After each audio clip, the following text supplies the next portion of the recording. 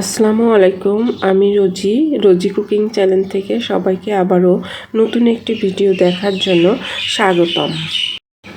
তো আজকে রান্না পটল এবং আলু দিয়ে রুই মাছের ঝোল। তো পটলটা প্রথমে আমি এই যে কেটে সিলে ধুয়ে নিয়েছি। তারপরে এটাকে আলু পটল একসাথে রেখে দিয়েছি কাটার পরে। এখানে নিয়েছি কয়েক পিস রুই মাছের চাক। তারপরে রান্না শুরু করলাম। কড়াই দিয়ে দিলাম, কড়াইতে তেল দিলাম। তেল এবং পেঁয়াজটা ভাজার পরে তো এটা কিছুক্ষণ ভাজার পরে আমি দিয়ে দিলাম কাঁচামরিচ এবং বেটে রাখা মশলাটা। যে মশলাটা আমি পাটায় বেটে দিই সেটা হচ্ছে জিরে, আদা এবং রসুন, এটা বেটে দেই। আর তারপরে দিয়ে দিলাম একটু লবণটা দেওয়ার পরে দিয়ে দিলাম একটু হলুদ। দেওয়ার পরে মশলাটা একটু তেল দিয়ে ভেজে নিব।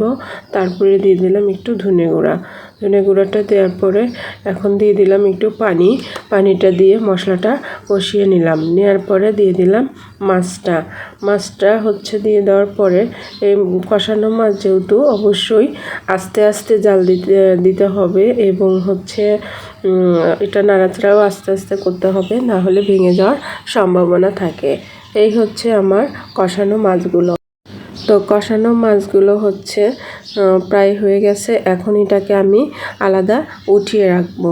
তো এটাকে আলাদা উঠিয়ে রাখার জন্য আমি আলাদা একটা প্লেট নিলাম, সেটাতে উঠিয়ে রাখতেছি। তারপর মাছটা উঠানোর পরে যে মশলাটা থাকবে সেটার সাথে আমি পটলটা কষিয়ে নেব, পটল এবং আলু।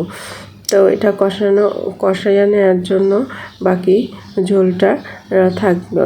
তো এটা দিয়ে দিলাম পটল এবং আলু। তো এটা এখন কষিয়ে নেব।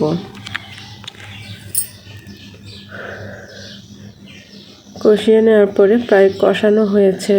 দেখেন পটলগুলো কতটা কমে গেছে, আলুটাও প্রায় সিদ্ধর দিক হয়ে আসছে।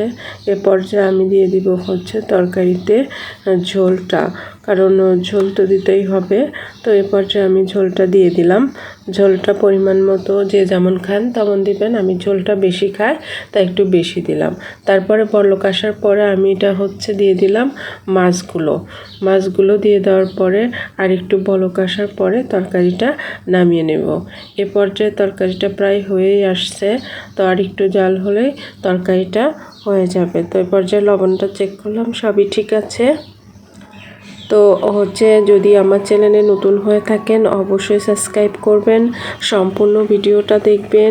সম্পূর্ণ ভিডিও না দেখে কেউ কমেন্ট করবেন না, লাইক করবেন না। সবাই ভালো থাকবেন।